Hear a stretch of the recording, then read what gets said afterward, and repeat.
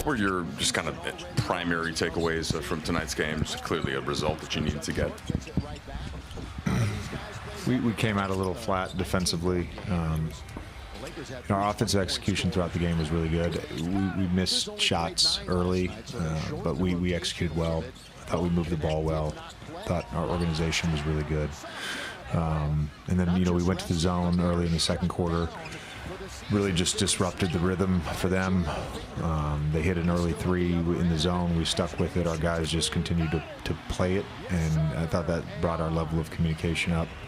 And we were able to get some stops, kind of get back into the flow of the game a little bit with getting stops and then playing after a miss and not after a make. And then, DK just being a pro, second night of a back-to-back, gave us a huge lift in that first half. I thought Jackson defensively on the glass was big with 11 defensive rebounds, and obviously Luka, AR, and Bron. Just a lot of that three-man stuff was so good. We got great stuff out of a bunch of three-man actions with them. What do you make out of Austin, not just these last two, but kind of late, and then specifically in these last two, it's 15 made threes. Just seems like the rhythm is really there on the offensive side. Where do you go first when you think about Austin? I think he's just playing with a very, very high level of confidence right now, and I think the freedom that he's played with for most of the season, if not all of the season, has just allowed him room to grow. And I think he continues to develop patience for when things aren't happening early for him, just knowing that he's going to end up with 15 to 20 shots. That's just the way our team is structured. And I thought last night was a great example of that offensively for him, and he was terrific tonight. JJ, I think it was before the game yesterday, we asked you kind of about the three-man data for LeBron, Austin, and... Oh, I got all of it today. Max has been working on it for 2 weeks. Some really enlightening stuff. What were you enlightened by? Anything you'd like to share? No, but I will be sharing it with certain people. The first quarter, obviously, tonight with Lucas struggling, like the numbers were what they were. The third quarter, again, kind of a slow start. But in the fourth quarter, it really seemed like those three really connected on a bunch of different stuff. And the numbers actually recently have been trending this week pretty positive for those three groups. I'll share it with you.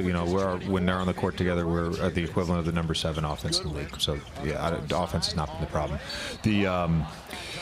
The Ram 3, we got LeBron, a deep paint catch. He ends up scoring at the rim. We go back to it the next play. They try to overplay it. He gets the back cut for the layup. We go back to it the next play. First option's not there. Second option's not there. We get to the third option. Jackson gets a dunk. Like, that's how you have to walk a game down. Up 9, 5, 6 minutes to go. Just methodical, exhausting everything. Everything is live. Those guys have only, I think, played 17 games now together. It's not a lot of basketball.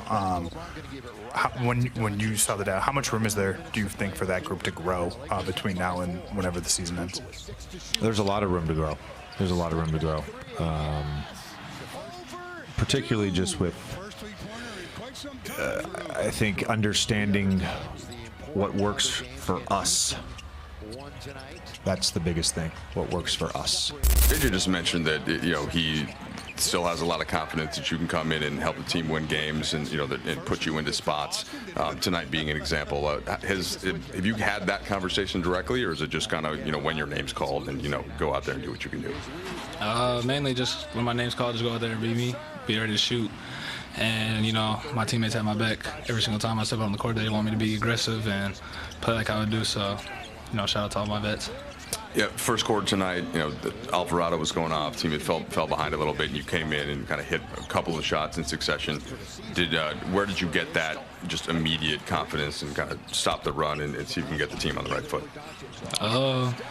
Whenever I step on the court, I think I'm going to shoot great, and, tonight, prime example. Yeah, Dalton, kind of on that same subject, you made your first 2 in a row, and then you were ready to go for that third one right away. Like, how quickly do you feel like yourself getting hot and know, like, I'm in the zone already, even though I just got in the game? Yeah, when the first one goes in, I had the putback, and then the three, and then, Bron was looking for me the whole entire time.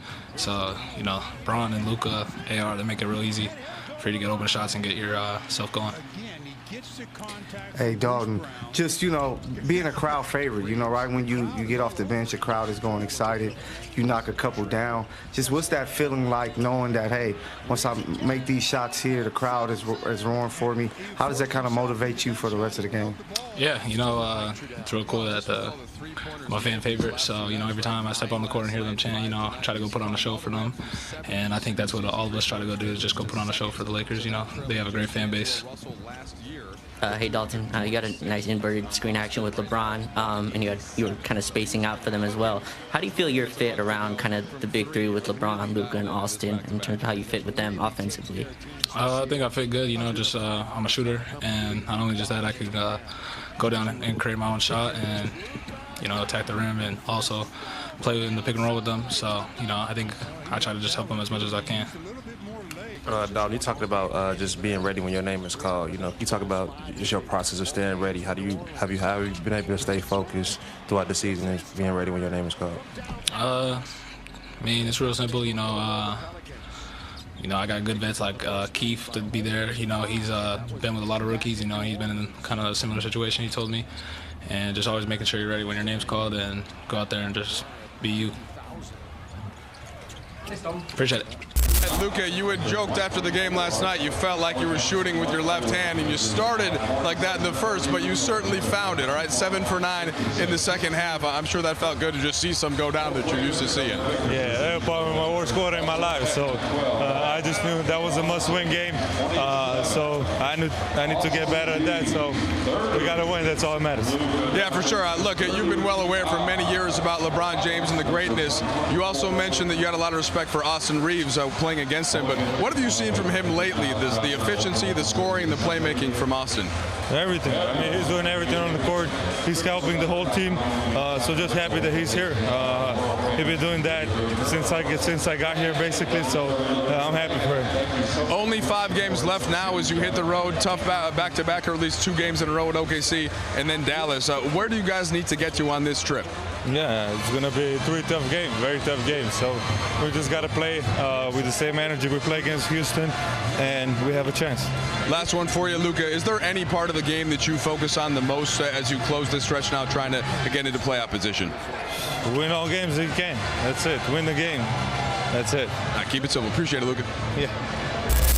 I chose to throw a low hook pass lob to a 40-year-old. And when I threw it, I didn't think it was a good idea, and then obviously continued to go get it.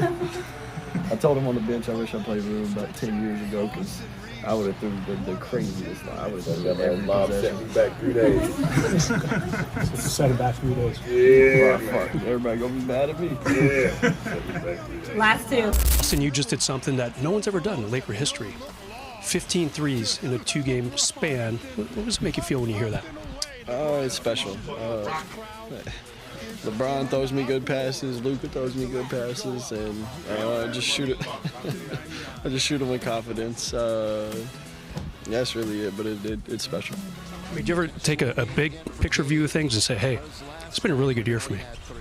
Not really, to be honest. If we're not playing, I'm golfing, and the only thing I care about when I'm golfing is trying to shoot a low score. So I'm sure after the year it'll all set in. But right now I'm just focused on trying to win, and I got a really good teammate named Jared Vanderbilt. He had a birthday yesterday, so I just wanted to say happy birthday to him. I love him. His family, they did a good job raising him. You thought he was going to hit you with a towel a few seconds ago. Yeah, we just got a love-hate relationship. I love him, and he just doesn't think too highly of me. You guys have played OKC since November. Obviously, you're a different team. They've won a ton of games since then. How do you view this 2-game set coming up? It's a great test. They're obviously a really good team with probably the front runner for the MVP right now. So a team that plays, really hard every possession, guards at a high level, and then on the other end they play with space. Like I said, Shea and does what he does, but it's a good test for us to, match up with the number one team in the West.